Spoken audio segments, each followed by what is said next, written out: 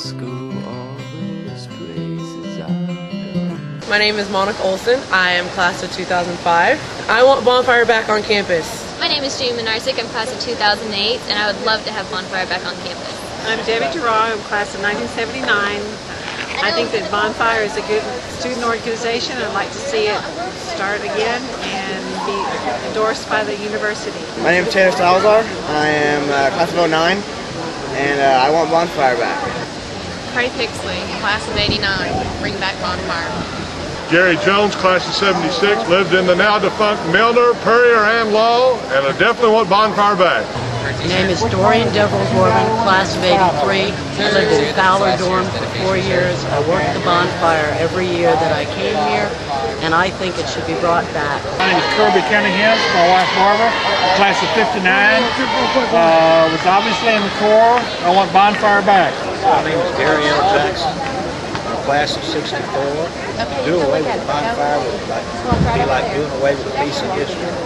Keep it there. Okay, my name is Brad Johnson, and I'm class of 78. I lived on campus at Purrier Dorm, an avid supporter of Bonfire. My name is Jack Van Cleve, Flight Tech Second, class of 2001, and I would love for Bonfire to come back. My name is Brian Reweed, class of 1979. I was a dorm resident my entire time. I want Bonfire back. Howdy, my name is Terrell Album, fighting member of Texas A, class of 2003. At the time of Bonfire, as a member of Moses Hall. It's a great tradition. I would love to see it back. I'm Keith Bowman, and I'm plugged for my son, Keith Bowman Jr. He's at the class of 98, and we all want the Bonfire to come back. Replant obviously grew out of the, so to speak, the ashes of Bonfire. We can no longer officially be connected with them. Personally separated from Replant, I feel that Bonfire should come back on campus because the unity that it brings to the school, the spirit that it brings. Another reason why it should come back is there's something lacking at the school. Our outfit decided as a company to have our own off-campus bonfire. When we have a stack and we have a burn, the upperclassmen have complete say over the design, and we go through a little safety course together as an outfit to make sure that everybody understands how to do this. It really brought a lot of unity within the outfit. It's like a family. I think a couple other outfits do it, their own separate off-campus bonfire, and probably a lot of other organizations, but it's not publicized. They're not supposed to be having one. They are allowed to have one. It's not supposed to be connected to A&M at all. Alright, I'm Stuart Tepic, class of 06. Lived in Moses, room 130, for a year in 2003.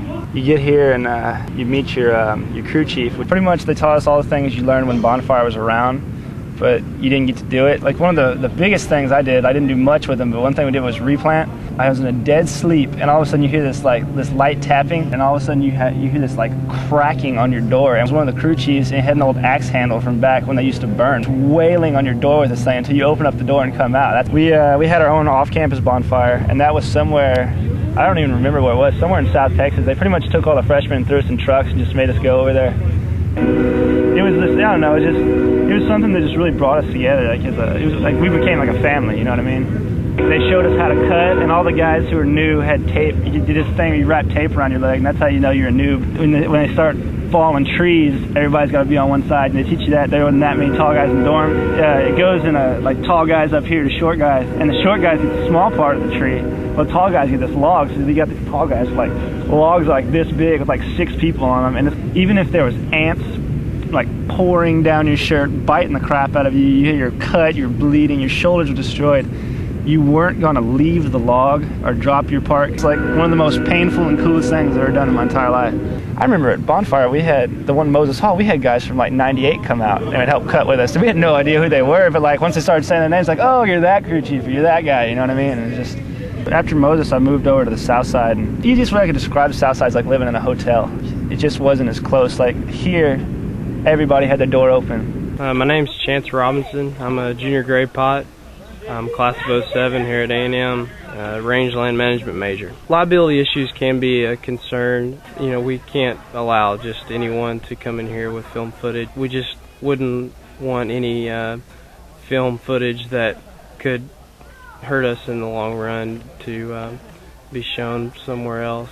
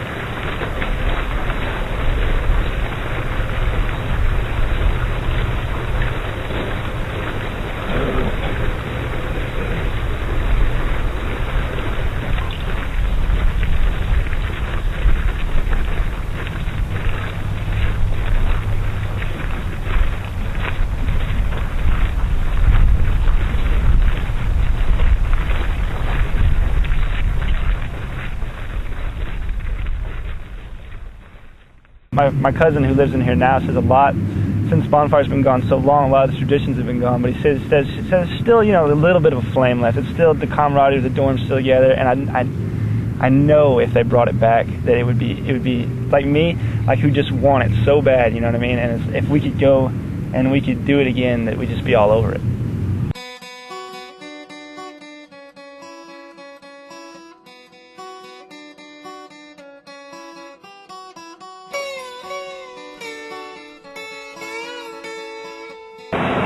Hi, my name is Tien Nguyen, and I'm a first-generation Vietnamese American, and I am a graduate student at Texas A&M.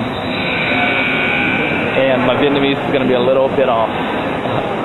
Xét về mặt chính trị, luật pháp, kinh tế và văn hóa, thì khuyên hướng thứ hai chống đối sự thống nhất này có thể được ôm được như sau. Can't read that. Nhà nước trong tương lai sẽ làm mỗi cá nhân.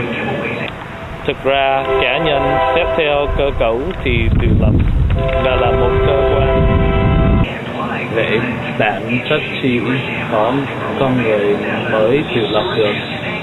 Khi các kiến trúc sư và các nhà thiết kế so sánh đô thị như là thân thể con người, chẳng hạn đường xá là các mạch máu, hệ thống truyền thông là hệ thần kinh, bộ chỉ huy sinh nghiệm và nhà nước là trung tâm não bộ, thì đó chỉ là một so sánh sơ đẳng với cơ cấu thân thể con người.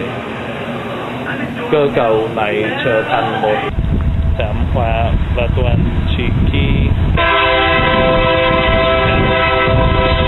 điều hành và các nhà chính trị hành cũng như lối so sánh trên là một thực tế.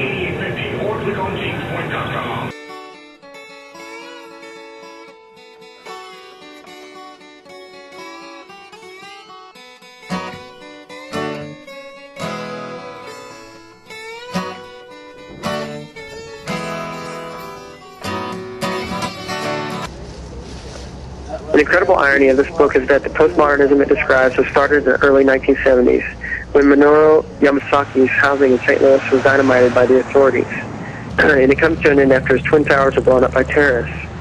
They have nothing to do with each other, except an architect in common and the fact that they both illustrate aspects of contemporary life. Now that they have ceased to exist, they have come to symbolize other things, including tragic loss of life, America's lost power, the despair and trauma of New Yorkers, and all the terrible suffering that implies. Yet coming to terms with their other meanings as part of reconsidering September 11th, and so too facing up to their architectural symbolism. Obviously, they were the target. The other contemporary issue that September 11th throws into high relief in context of postmodernism is living with the problems that modernism has caused and is causing. This has given birth to the notion of the risk society as defined by the sociologists Ulrich Beck and Anthony Giddens. A host of uncontrollable forces are released by modern development. Everyone in risk society becomes conscious that such things are inevitable as unintended consequences of progress. A sense of insecurity starts to become widespread. More insidious are those mistakes, failures, and unintended consequences of modernization. Each one made people doubt the experts, question the politicians, become aware that culture and nature were becoming inextricably linked in unpredictable ways through feedback.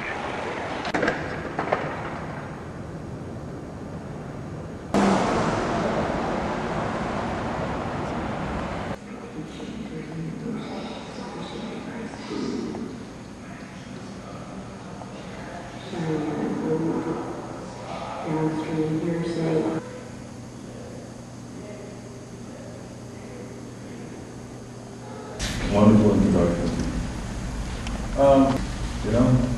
I'm a little skeptical of all this bonhomie and good feeling about the future.